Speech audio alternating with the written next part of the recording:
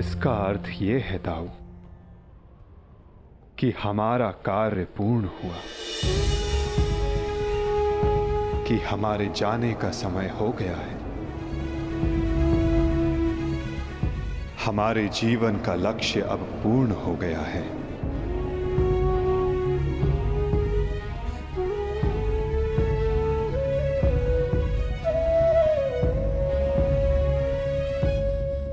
जब अंत आ रहा है तो प्रारंभ से हो।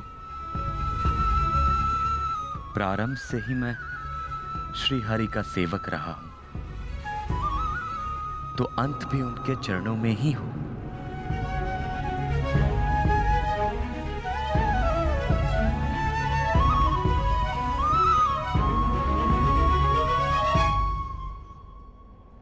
नमो भगवते वासुदेवाय।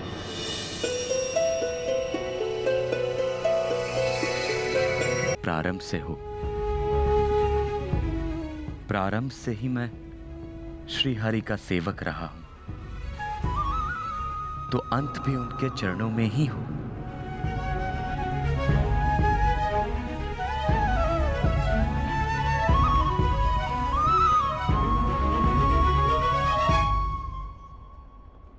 नमो भगवते वासुदेवाय।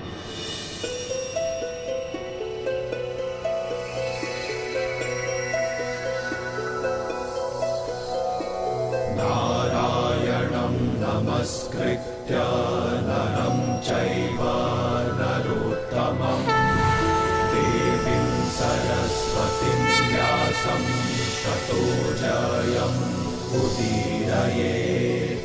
नारायणं नमस्कृत्य नरं चैव नरोत्तमं देवीं सरस्वतीं व्यासं ततो जयम् उदीरयेत्। नारायणं नमस्कृत्य नरं चैव नरोत्तमं देवीं सरस्वतीं व्यासं ततो जयम् उदीरयेत्।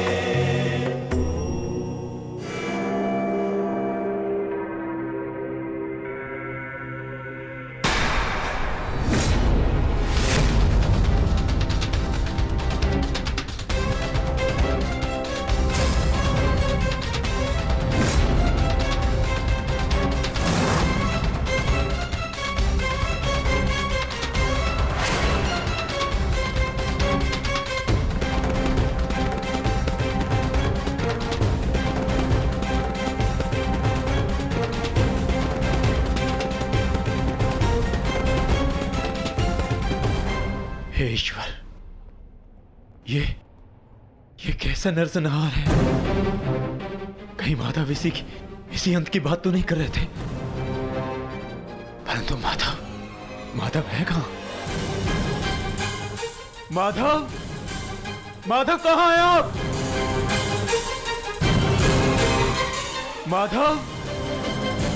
माधव कहां हैं आप?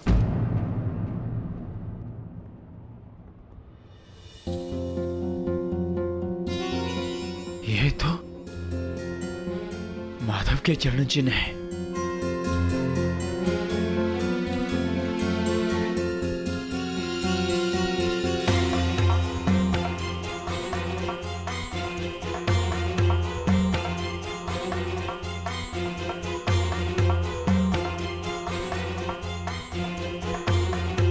माधव के चरण चिन्ह है।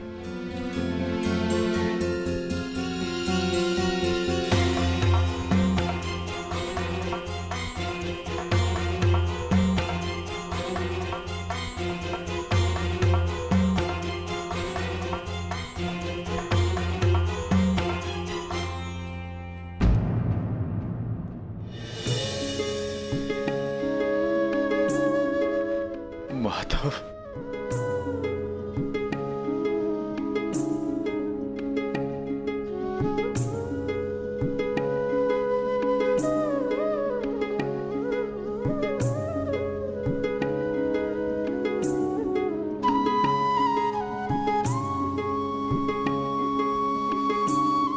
आओ पार्थ, तुम्हारी ही प्रतीक्षा थी।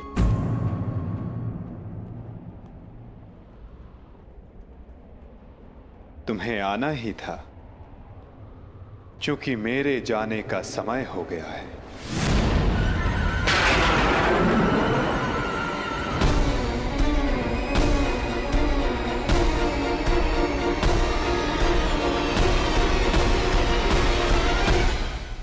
यह सब क्या हो गया माधव? ये विनाश कैसा?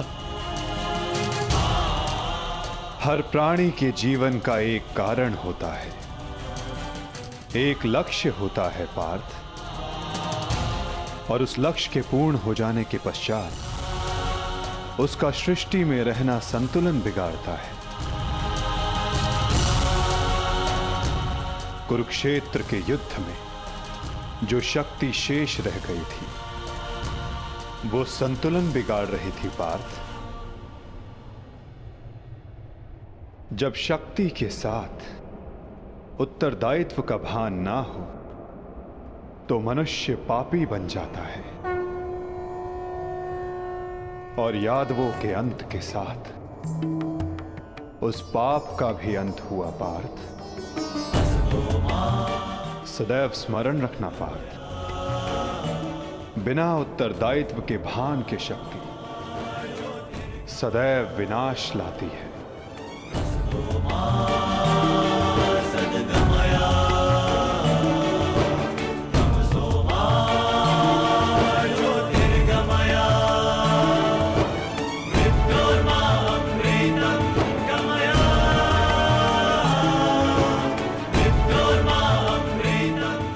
मेरे लिए क्या आदेश है माधव?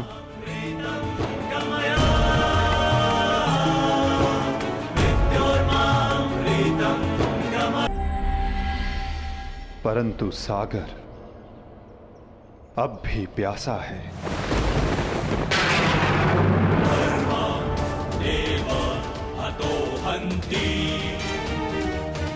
तुम शीघ्रता करो पार्थ, द्वारका की सभी स्त्रियों को और बालकों को अपने साथ हस्तिनापुर लेकर लौट जाओ।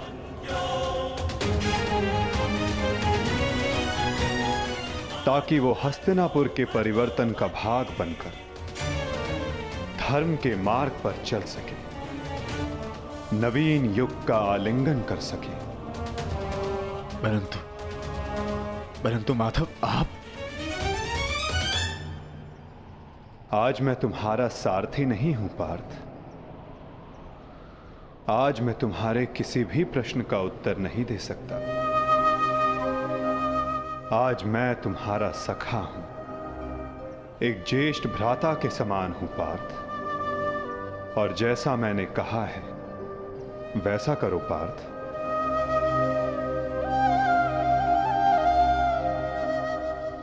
अभी किसी और से मिलने का समय है।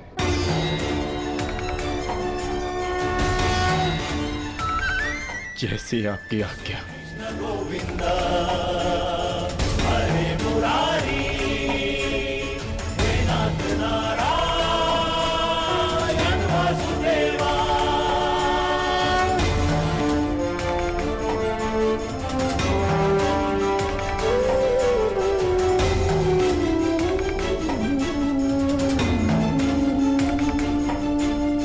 श्री कृष्ण गोविंद हरे मुरारी, हे नाथ नारायण वासुदेवा। श्री कृष्ण गोविंद हरे मुरारी, हे नाथ नारायण वासुदेवा। प्रणिपात।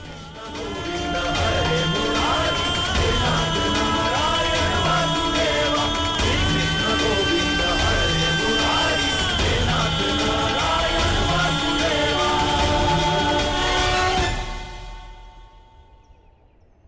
कौरव वंश के वट वृक्ष महामहिम भीष्म, जिन्हें इच्छा मृत्यु का वरदान था, क्या वासुदेव ने उन्हें अपने छल से धराशाही नहीं करवाया है? यही तुम्हारा अंतिम अवसर है पार्थ। पितामह को इस पीड़ा से मुक्त करो पार्थ।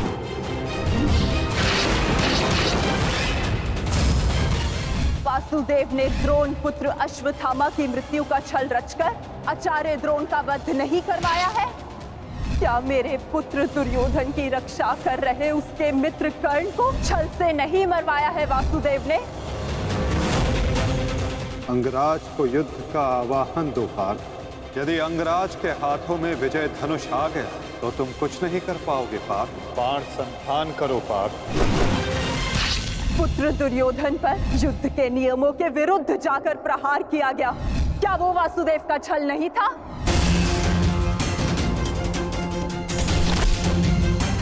मैं तुम्हें श्राप देती हूँ कि जिस प्रकार तुमने मेरे कुल का अंत किया है, तुम्हारा कुल भी ऐसे ही आपस में लड़कर नष्ट हो जाएगा।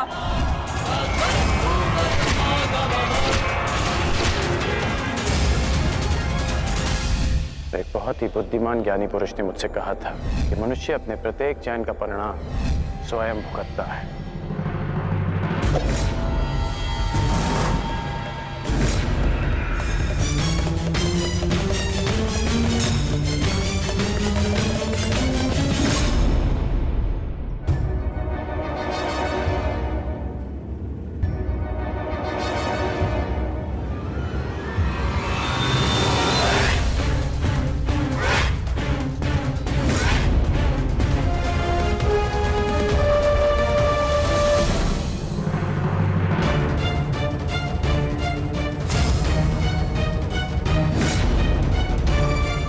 आज अच्छा आखेट मिलेगा।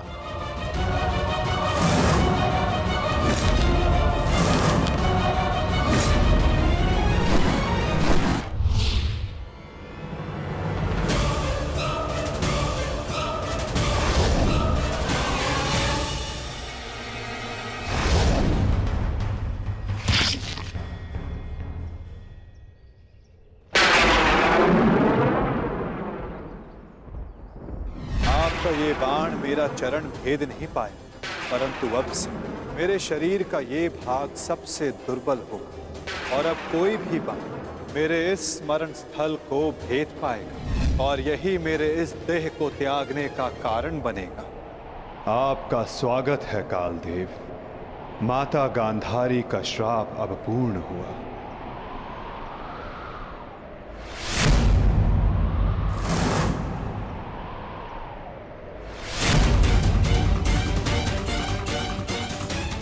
श्री कृष्ण, ये कैसा अनर्थ हो गया मुझसे? प्रभु, प्रभु मुझे माफ कर दो प्रभु, मुझसे बहुत बड़ी भूल हो गई। मुझे लगा कि यहाँ कोई हिरण है, परंतु।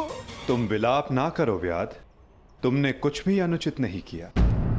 जो कुछ भी होता है सब में मैं स्वयं सम्मिलित होता हूं। कर्म के चक्र को कोई नहीं टाल सकता।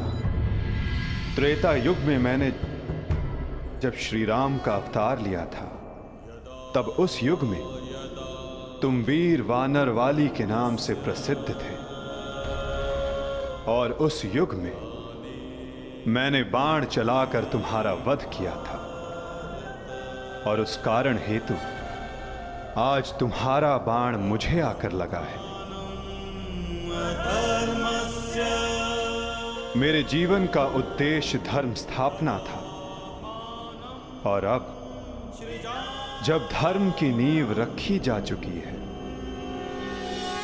तो मेरी उपस्थिति इस धरती का संतुलन बिगाड़ देगी।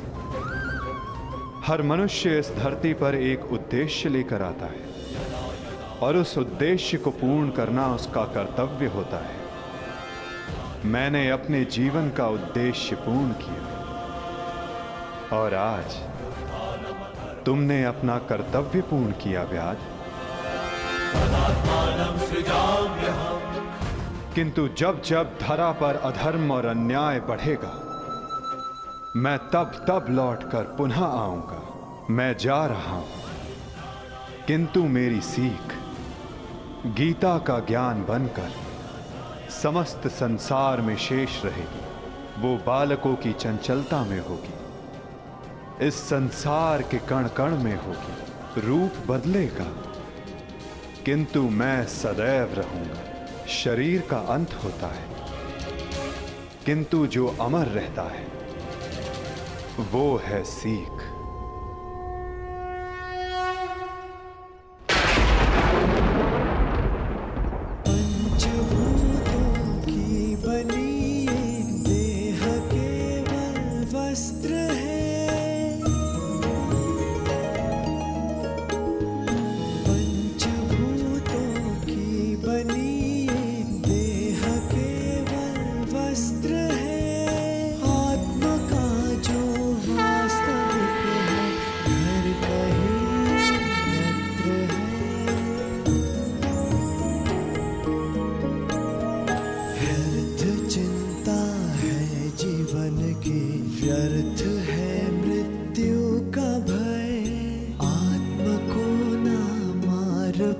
चलते शस्त्र अग्नि समय। ईश्वर स्वयं है सृष्टि सारी, कहाँ उसको खोजना। जो भी होता शुभ ही होता, सब उसी की योजना। कामनाएं फल की छूटे, वो ही सच्चा कर्म है। ईश्वर चरण में हो समर्पण, वो ही केवल धर्म है।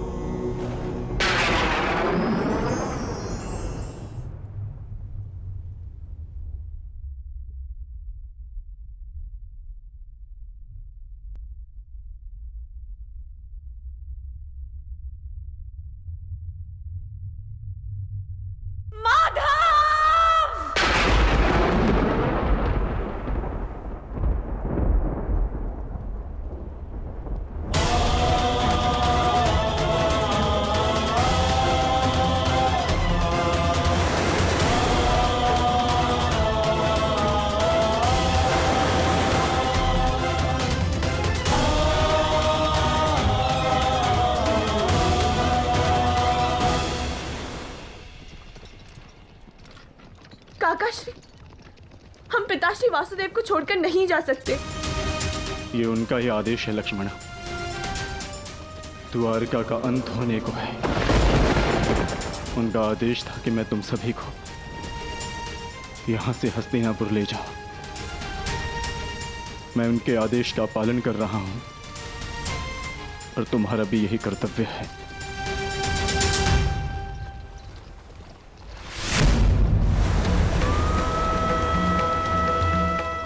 भगवान,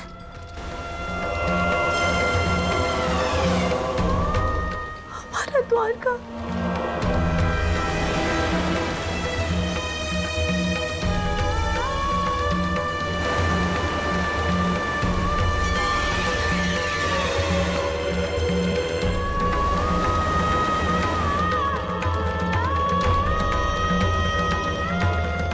माधव का संदेश था लक्ष्मणा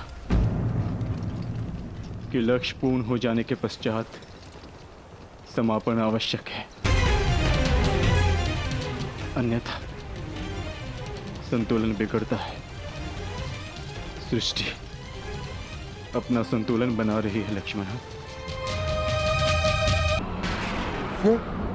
ये तो पांचाली का स्वर है।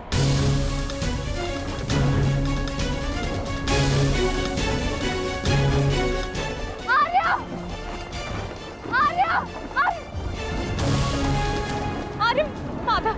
क्या हुआ पांचाली? माधव किसी संकट में है आर्य। द्वारका पर कोई संकट आया। वो माधव किसी समस्या में। हम हाथ पर हाथ धरे नहीं बैठ सकते। शांत शांत शांत शांत पांचाली, शांत। तनिक सोचो, जो हर समस्या का हल है, जो हर संकट का मोचन है, उन माधव को कुछ नहीं होगा। और फिर अर्जुन द्वारका गया है ना। परंतु आर्य। धैर्य रखो पांचाली, माधव को कुछ नहीं होगा।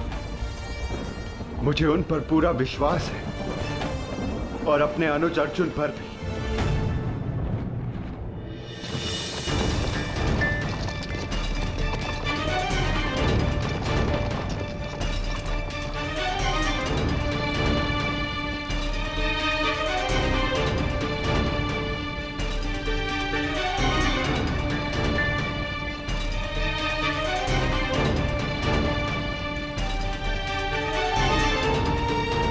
सारथी, रथ रोको।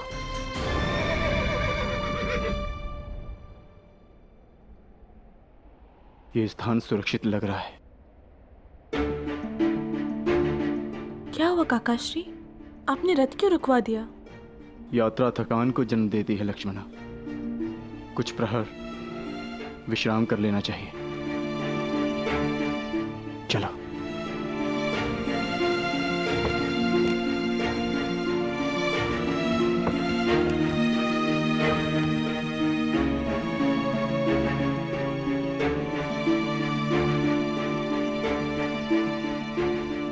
आज मैं तुम्हारा सारथी नहीं हूं पार्थ, आज मैं तुम्हारा सखा हूं, एक ज्येष्ठ भ्राता के समान हूं पार्थ।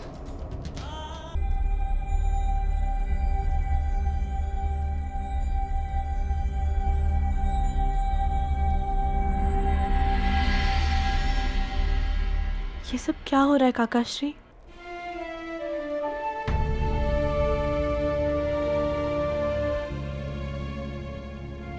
हम सभी मनुष्यों का जीवन एक यात्रा के भांति होता है लक्ष्मणा, जिसे हमें पूर्ण करना होता है। जहां से एक मनुष्य की यात्रा समाप्त होती है, वहीं से एक दूसरी यात्रा का आरंभ होता है। और यही जीवन है। परंतु हमारी यात्रा अभी शेष है लक्ष्मणा। तुम थक गई होंगी, जाओ विश्राम कर लो। जैसी आपकी आज्ञा हो।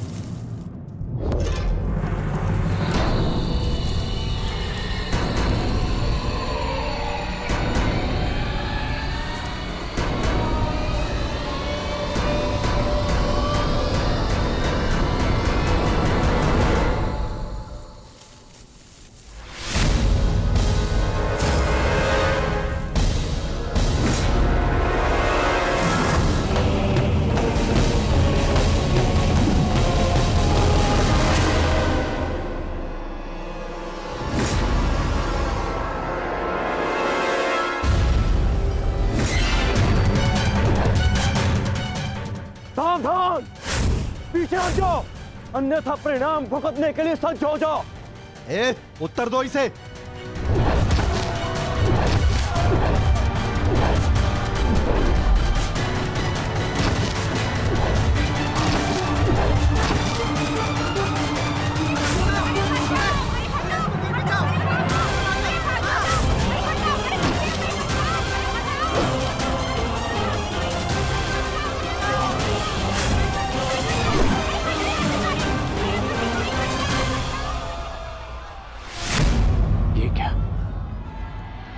मैंने तो सहस्त्र चलाया था।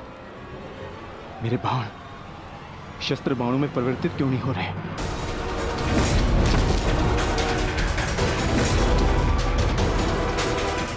मेरा लक्ष्य कैसे चूक सकता है?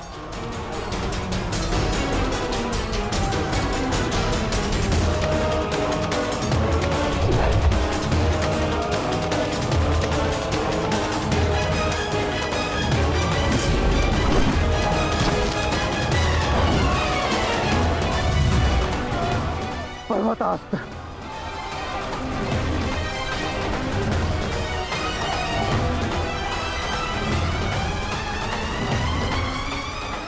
ये सब क्या हो रहा है? बाण प्रकट क्यों नहीं हो रहे? कैसे करूंगा मैं सबकी रक्षा?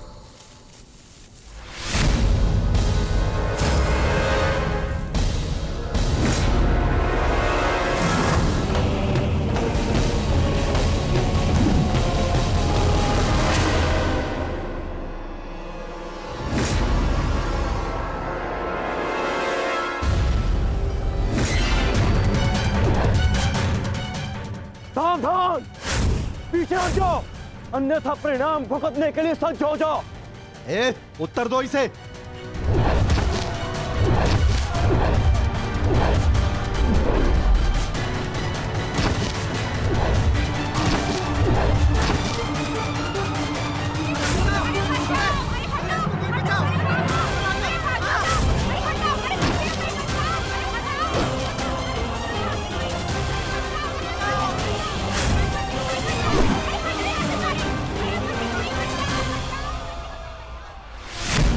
ये क्या? मैंने तो सहस्त्र चलाया था। मेरे बाण शस्त्र बाणों में परिवर्तित क्यों नहीं हो रहे?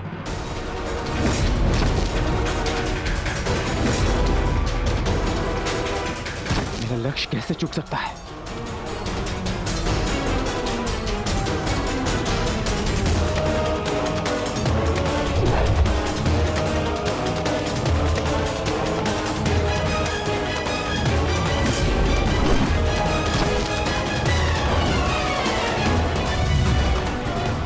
पर्वतास्त्र।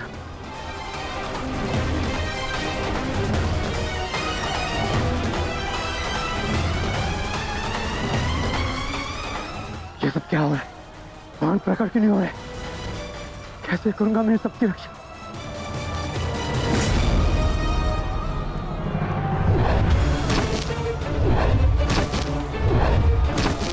तुम शीघ्रता करो पार्थ, द्वारका की सभी स्त्रियों को अपने साथ हस्तिनापुर लेकर लौट जाओ।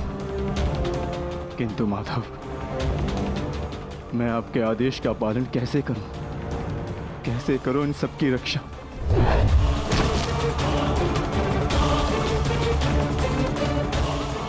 लक्ष्मण,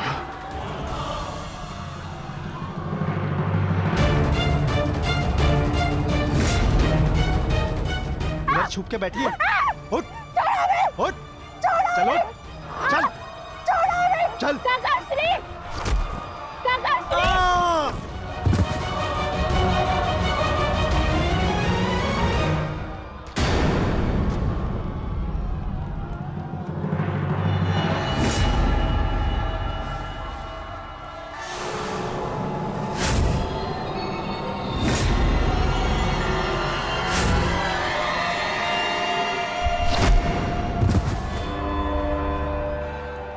वो दिन समाप्त हुए अर्जुन, जब सारा संसार तुम्हारे गांडीव से कांपता था। अब नवयुग आरंभ हो चुका है।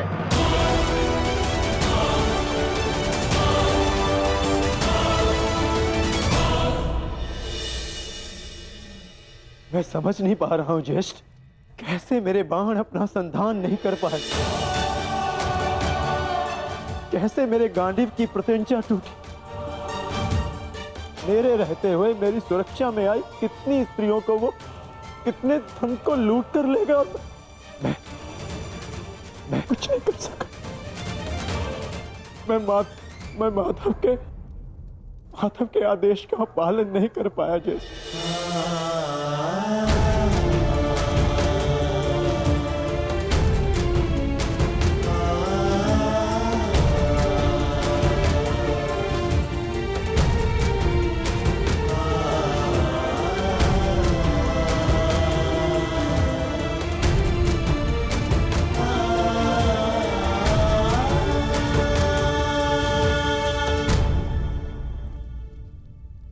नाश हो गया,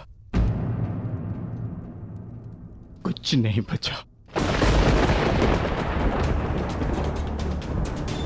माधव का संदेश क्या है अर्जुन? हर प्राणी के जीवन का एक कारण होता है, एक लक्ष्य होता है पार्थ, और उस लक्ष्य के पूर्ण हो जाने के पश्चात उसका सृष्टि में रहना संतुलन बिगाड़ता है। द्वारका की सभी स्त्रियों को और बालकों को अपने साथ हस्तिनापुर लेकर लौट जाओ, ताकि वो हस्तिनापुर के परिवर्तन का भाग बनकर धर्म के मार्ग पर चल सके, नवीन युग का आलिंगन कर सके। मैं समझ गया अर्जुन, मैं समझ गया।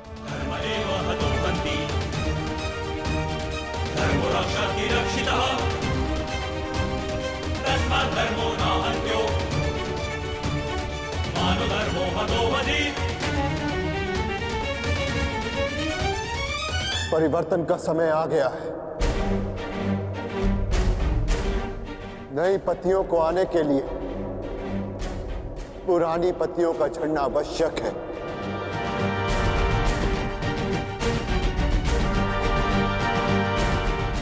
आपका मंतव्य क्या है आर्य? शीघ्र ही सबको सब कुछ समझ आ जाएगा।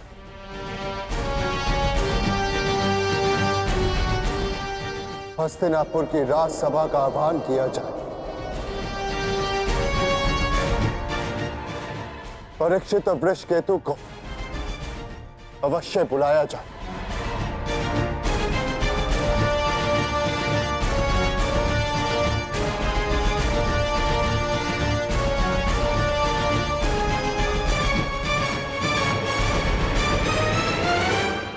आज ये सभा यहां इसलिए बुलाई गई है, जो योग्य है उसे उसका अधिकार प्राप्त हो। हम सब यहां अपनी नई पीढ़ी का स्वागत करने के लिए एकत्रित हुए हैं। वृषकेतु,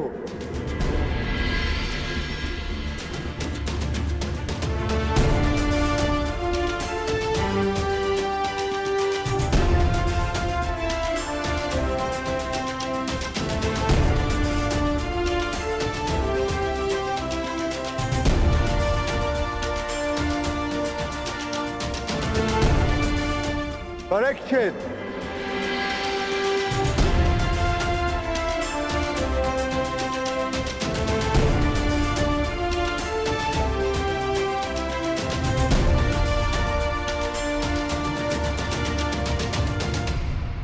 मैं सम्राट युधिष्ठिर आप सभी के समक्ष परीक्षित को हस्तिनापुर का राजा घोषित करता हूं। महाराज परीक्षित की, महाराज परीक्षित की, महाराज परीक्षित की, महाराज परीक्षित की।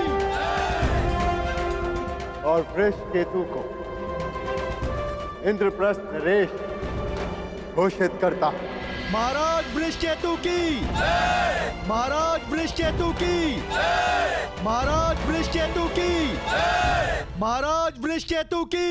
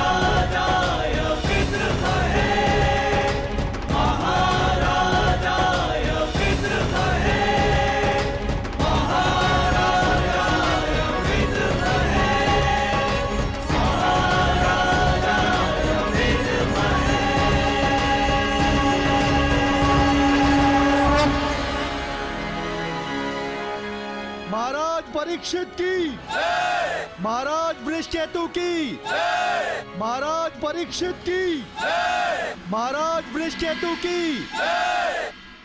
सदैव एक दूसरे का साथ देते रहना और स्मरण रखना कि शक्ति बिना उत्तरदायित्व के भान के विनाश लाती है।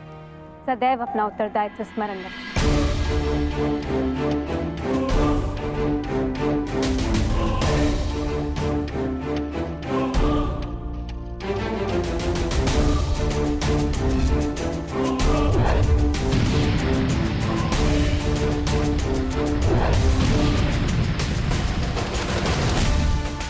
तुम्हारे पिता ने तुमसे छोटी आयु में चक्रव्यूह तोड़ा था। ध्यान रहे, काम, क्रोध, मद, मोह और आसक्ति के चक्र में मत पड़ना पुत्र। हमें तुमसे अनेकों आशाएं हैं।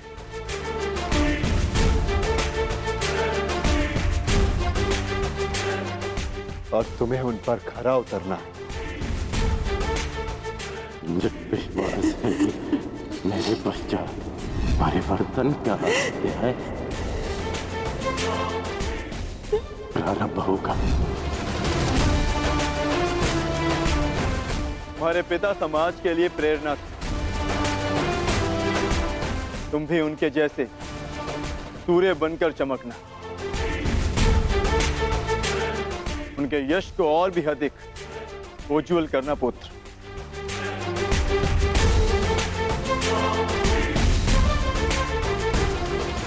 और स्मरण रखना पुत्र,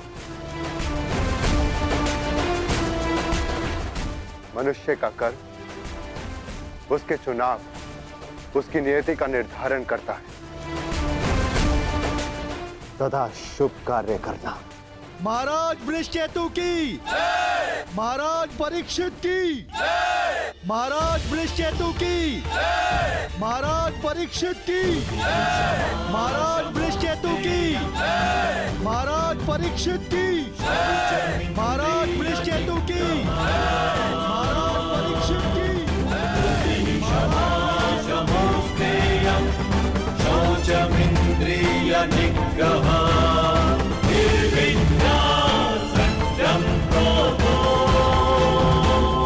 दशकं धर्मलक्षणम्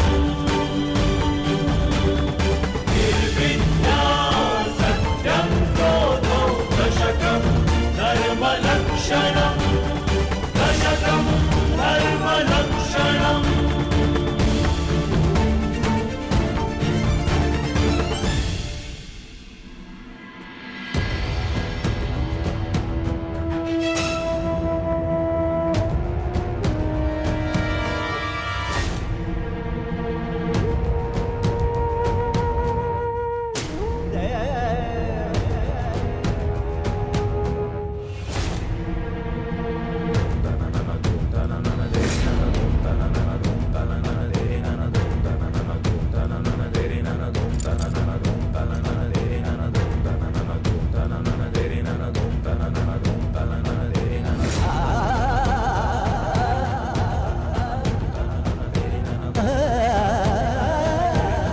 ज्येष्ठ भीतर कर क्या रहे?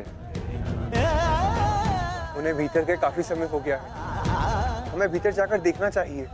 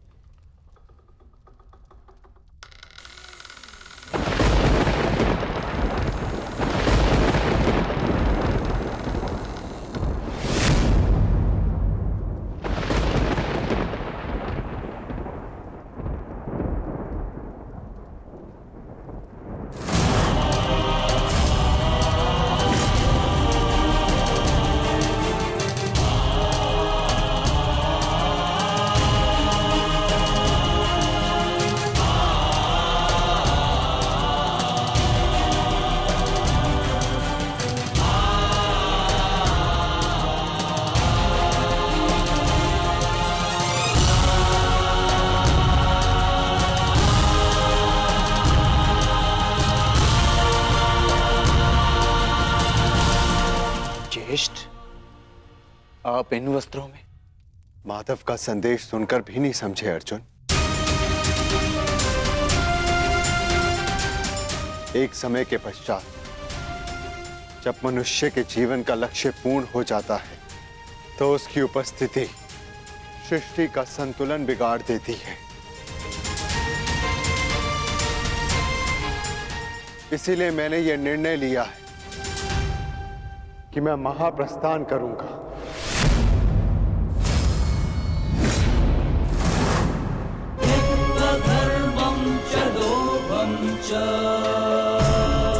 किंतु इस प्रकार आप हम सभी को अकेले छोड़ के नहीं जा सकते ज्येष्ठ। यदि आप महाप्रस्थान का निर्णय ले ही चुके हैं तो हम सब आपके साथ चलेंगे।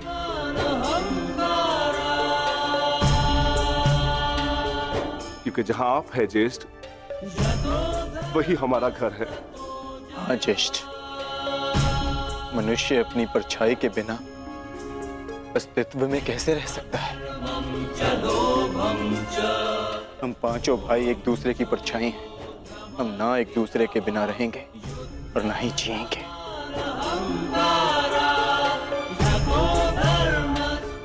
एक बार फिर आप सबने अपने भ्राता प्रेम का उदाहरण प्रस्तुत किया,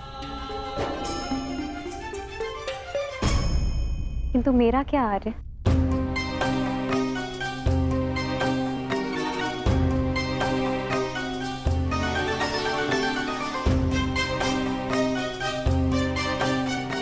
पांचाली, मैं जहां जा रहा हूं वह मार्ग बहुत कठिन है और तुम सब उस मार्ग पर नहीं जा पाओगे।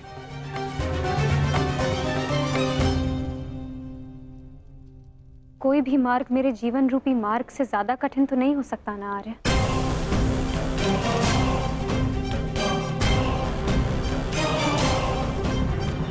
राज्यसभा में हुए वस्त्र हरण के संताप को मैं सह गई, ये सोचकर कि मेरे पांचों पति मेरे साथ हैं। मेरा प्रतिकार ले।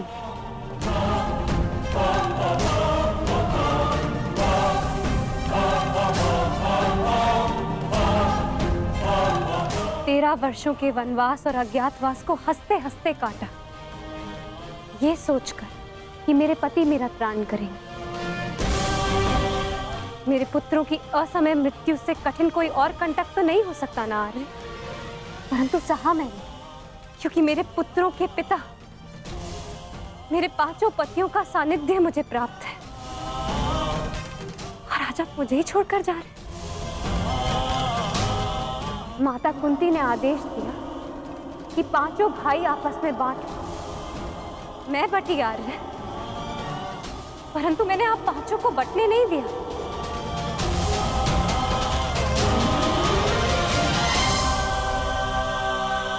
चाहे मार्ग के कांटे हो या पत्थरों की ठोकरें, हम सबका प्रारब्ध साथ है।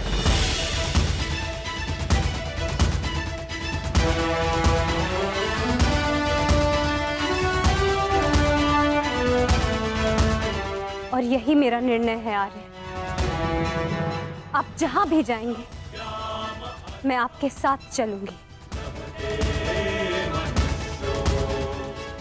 और मुझसे मेरा यह अधिकार कोई नहीं छीन सकता, स्वयं आप भी नहीं।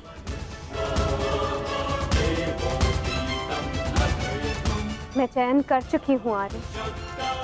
अब इस यात्रा का जो भी परिणाम होगा मुझे स्वीकार होगा।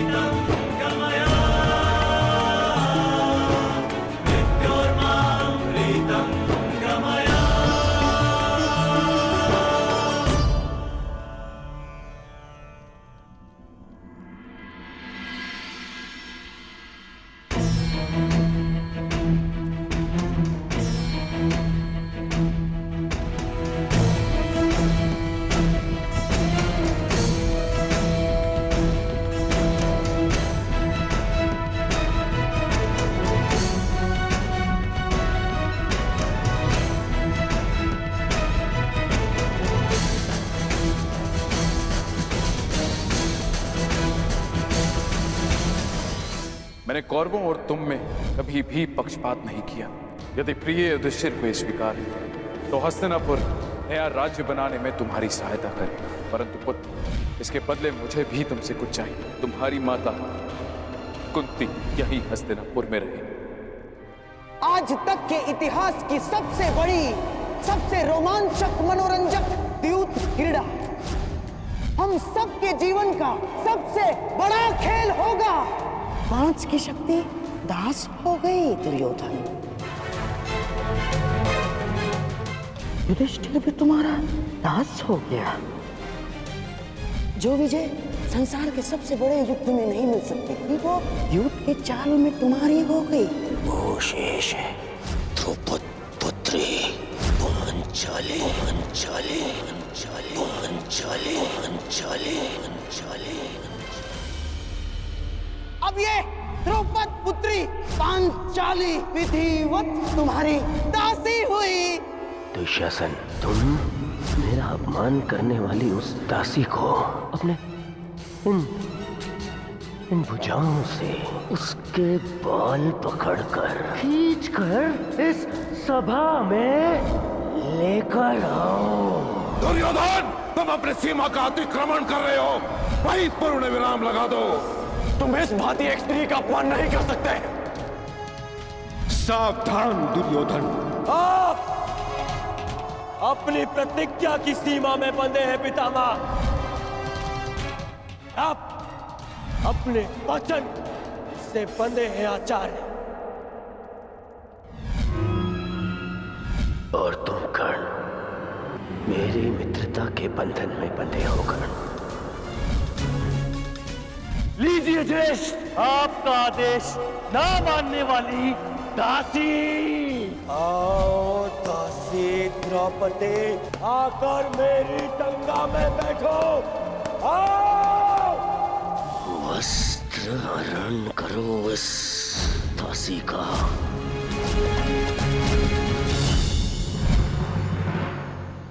पुत्र परीक्षित, सदा द्यूत और शर्त से दूर रहना पुत्र।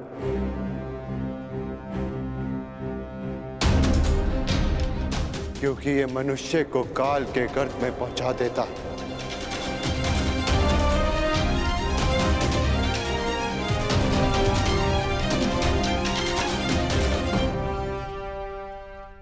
इस सभा में इतना सब कुछ हो जाने के बाद भी आप सब मौन हैं, परंतु इस अधर्मी दुर्योधन को उसके कुकर्मों का दंड अवश्य मिलेगा।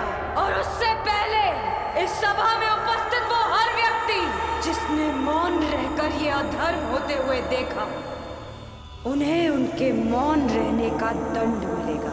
श्राप है ये अपनी सुता द्रौपदी का।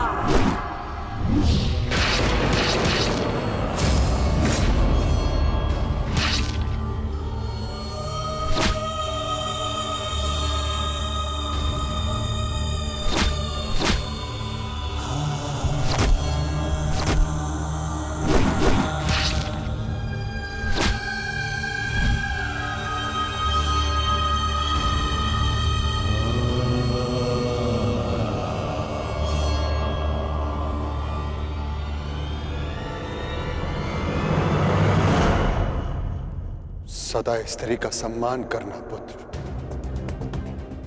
किसी को भी स्त्री का अपमान न करने देना,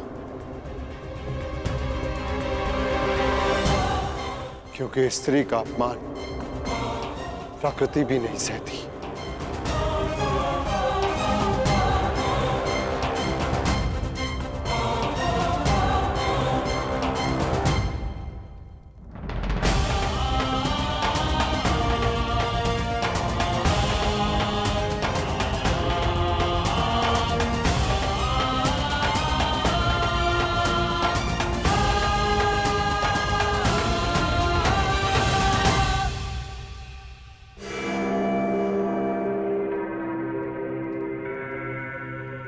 मैं दुर्योधन आज हस्तिनापुर के सिंहासन को दांव पे लगाता हूं। बस दुर्योधन, हस्तिनापुर पर तुम्हारा कोई अधिकार नहीं। तो जिनका अधिकार है मैं उन्हीं से पूछ लेता हूँ। पिताश्री, मेरा इस सिंहासन पे अधिकार नहीं, अधिकार है पुत्र, और मैं तुम्हें उस अधिकार का प्रयोग करने की अनुमति देता हूं। यदि एक चौसर इस क्षण बंद न हुई तो परशुराम शिष्य द्रोण के बाणों को कोई नहीं रोक पाएगा। आचार्य द्रोण, आप इस सभा के सभासद हैं और नियम अनुसार सभा के समाप्त होने तक आप नहीं उठेंगे, अन्यथा आप दंड के पात्र होंगे। स्मरण रखना पुत्र, राजा वो नहीं जो राज्य की सीमा के पार देख सके। राजा वो है जो प्रजा की आंखों की सीमा में आए एक आंसू को देख सके।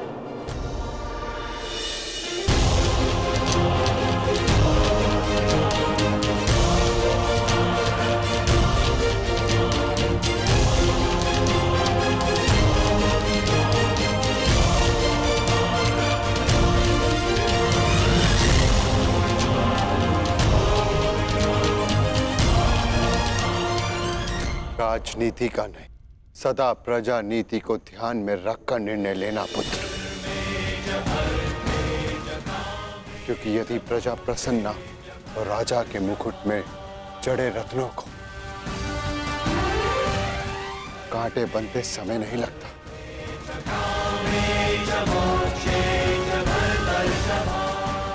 धर्म के साथ शासन करना।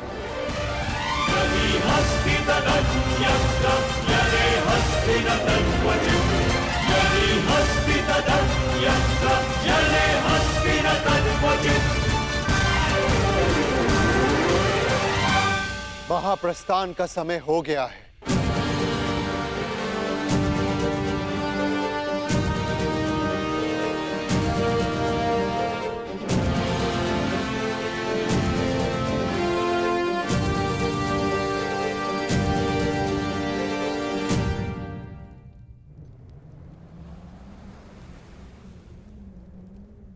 वानप्रस्थ में प्रस्थान करने का समय आ गया है।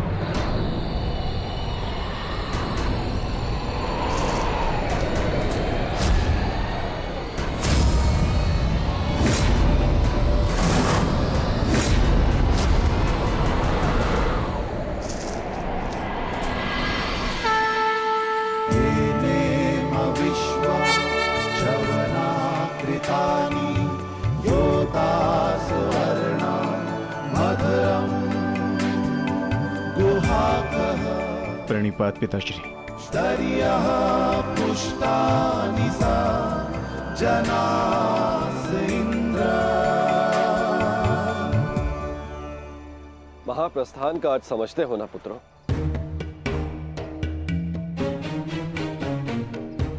महाप्रस्थान का अर्थ है कि तुम इस संसार को त्याग कर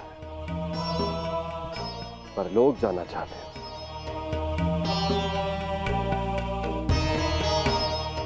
परंतु स्मरण रहे, ये मार्ग इतना सरल नहीं है पुत्रों।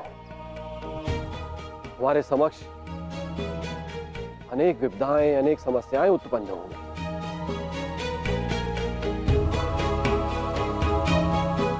और तुम्हारे संरक्षक इंद्र के रहते हुए ये कैसे संभव है?